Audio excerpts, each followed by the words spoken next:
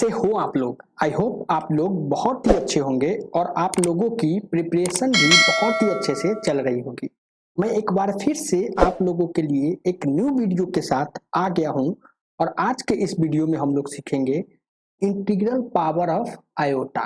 तो चलो शुरू करते हैं आज का हमारा ये वीडियो। तो अगर मैं आज के टॉपिक की बात करूं तो आज हम लोग एक न्यू टॉपिक पढ़ने जा रहे हैं जिसका नाम है integral power of iota.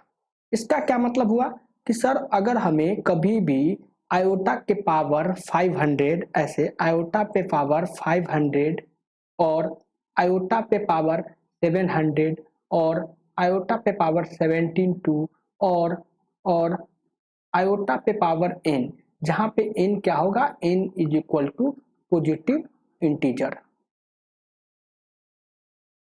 n is equal to positive integer. तो अगर आयोटा पे पावर n कैलकुलेट करना हो, कहने के मतलब अगर इस टाइप के कोई एक्सप्रेशंस को अगर हमें कैलकुलेट करना हो तो उसको कैसे कैलकुलेट करेंगे आज हम इस वीडियो में सीखेंगे।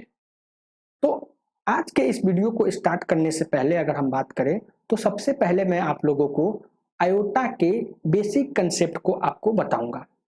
तो आयोटा के बारे में हम लोगों ने लास्ट क्लास में डिस्कस किया था और सीखा था कि sir iota is equal to होता है √-1। तो अगर हम इस इक्वेशंस को अगर दोनों तरफ स्क्वायर कर दे तो क्या होगा, आयोटा का स्क्वायर इज इक्वल टू -1। ये हो गया। फिर ये जो इक्वेशन बना है इस इक्वेशंस के क्या करेंगे, इस इक्वेशंस के दोनों साइड आयोटा से मल्टीप्लाई कर देंगे। तो यहाँ पे आयोटा तो स्क्वायर ऑलरेडी है, मल्टीप्लाई किए आयोटा इज इक्वल टू -1 तो ऑलरेडी है, इनटू मल्टीप्लाई कर दिए आयोटा।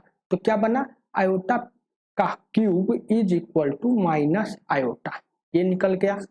उसके बाद अगर हम आगे बात करें तो आगे क्या है कि फिर से हम ये जो इक्वेशन है इस इक्वेशन के दोनों साइड हम क्या करेंगे, आयोटा से मल्टीप्लाई करेंगे।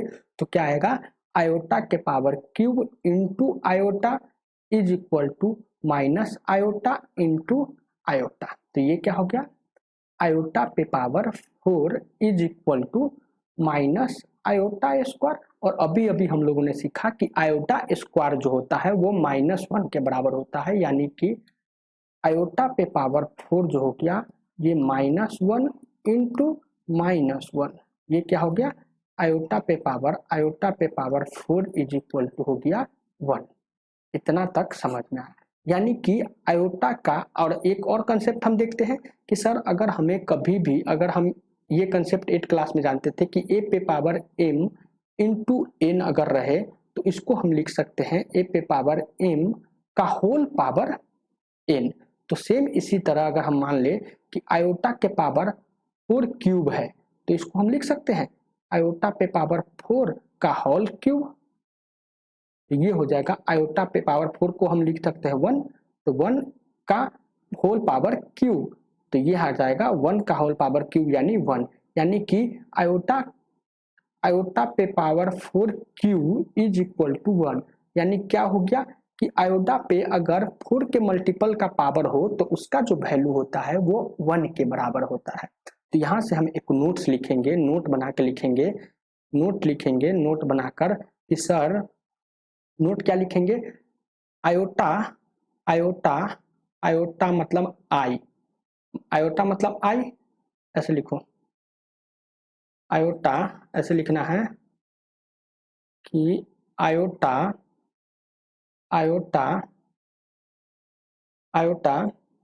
Power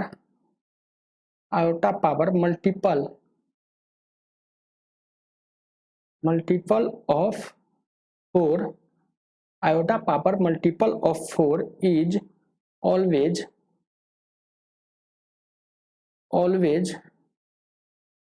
equal to 1।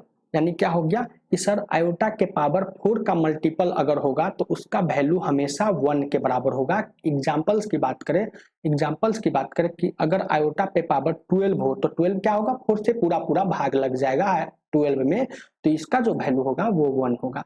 यानी अगर फिर एक और एग्जांपल करें तो आयोटा के पावर 400 में अगर हम 4 से डिवाइड करेंगे तो जो रिमाइंडर होगा वो 0 होगा, यानी कहने का मतलब 400 जो है वो 4 से पूरा पूरा भाग लग जाएगा। तो यानी कि ये जो 400 है 4 का मल्टीपल है, तो इसका भी वैल्यू होगा वो 1 के बराबर होगा। इसी तरह से हम देखें कि सर आयोटा के पावर 4 का अगर मल्टीपल होगा तो उसका जो वैल्यू होगा वो 1 के बराबर होगा। इतना तक हम लोगों ने सीखा। अब हमें इस कंसेप्ट को यूज करके हमें कैलकुलेट करना है कि सर आयोटा पे पावर अगर n होगा तो उसके वैल्यू को कैसे कैलकुलेट किया जाएगा। तो अगर सबसे पहले अगर मैं बात करूं तो अगर आयोटा के पावर, अब हमें कैलकुलेट करना है आयोटा के पावर 4n, n के कैलकुलेट करना है, जहां पे n कह दिए n is equal to positive integer है हमारे पास। तो इस n को हम क्या करेंगे 4 के मल्टीपल के टर्म में लिखने की कोशिश करेंगे। इस n को हम क्या करेंगे 4 के मल्टीपल के टर्म में लिख लेंगे। कैसे लिखेंगे, क्या करेंगे, डायरेक्ट करेंगे इस n को हम डिवाइड करेंगे, किससे 4 से डिवाइड करेंगे। तो यहाँ पे क्यूसेंट आ जाएगा और यहाँ पे कुछ होगा रिमाइंडर।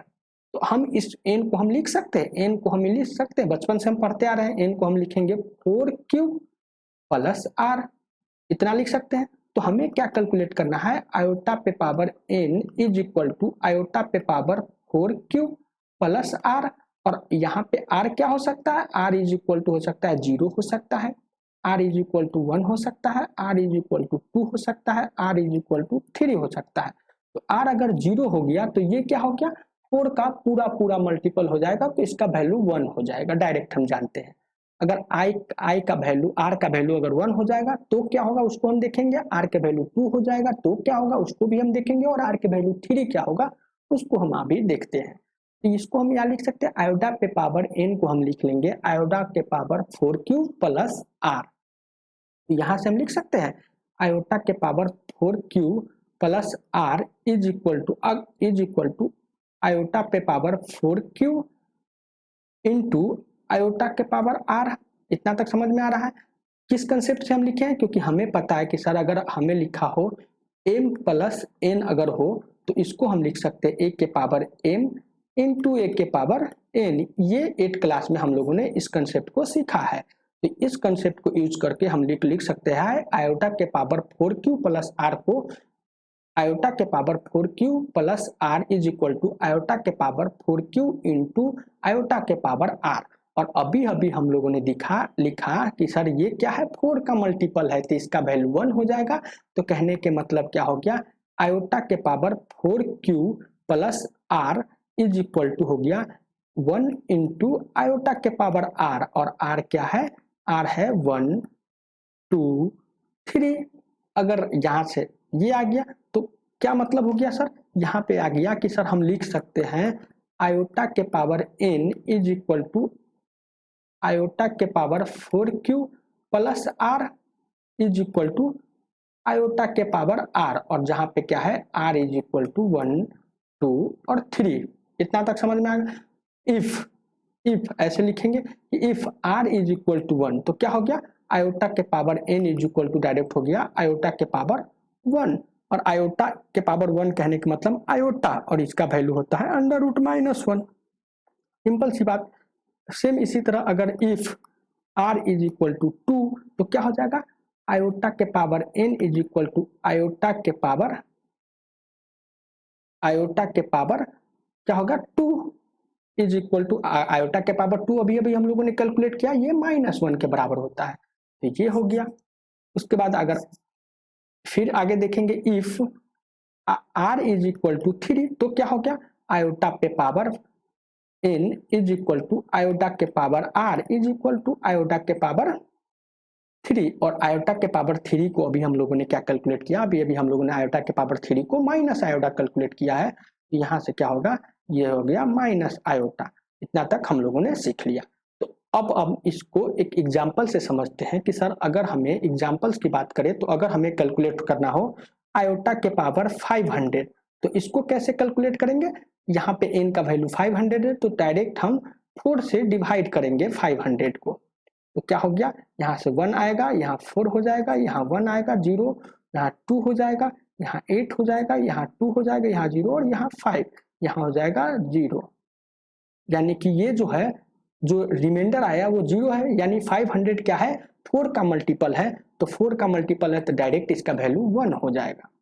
हम दूसरा एग्जांपल्स की बात करें कि सर आयोटा के पावर 73 रहा, तो इसको कैसे कैलकुलेट करेंगे, तो फिर हम यहाँ पे n क्या है, n हमारे इस केस में है, n का वैल्यू जो है वो 73 है, तो n को हम 4 से डिवाइड करेंगे, तो 73 को हम 4 से डिवाइड करेंगे तो यहाँ से हो जाएगा 1, यहाँ से 4, यहाँ से 3 इंटू 3, यानी कि यहाँ से हो जाएगा 8 और यहाँ से हो जाएगा 32, यहाँ से 1, तो यहाँ से रिमाइंडर जो आया है यानी r के वैल्यू आया है 1, तो यानी कि हम आयोटा के पावर 72 को हम लिख सकते हैं आयोटा के पावर 4 इंटू 18 प्लस 1, और ये क्या, इसको हम लिख सकते हैं आयोटा पे पावर 4 इंटू 18 इंटू आयोटा, और ये 4 का मल्टीपल है तो ये तो 1 हो जाएगा, यानी कि आयोटा के पावर 72 को हम लिख सकते हैं आयोटा के बराबर हो गया।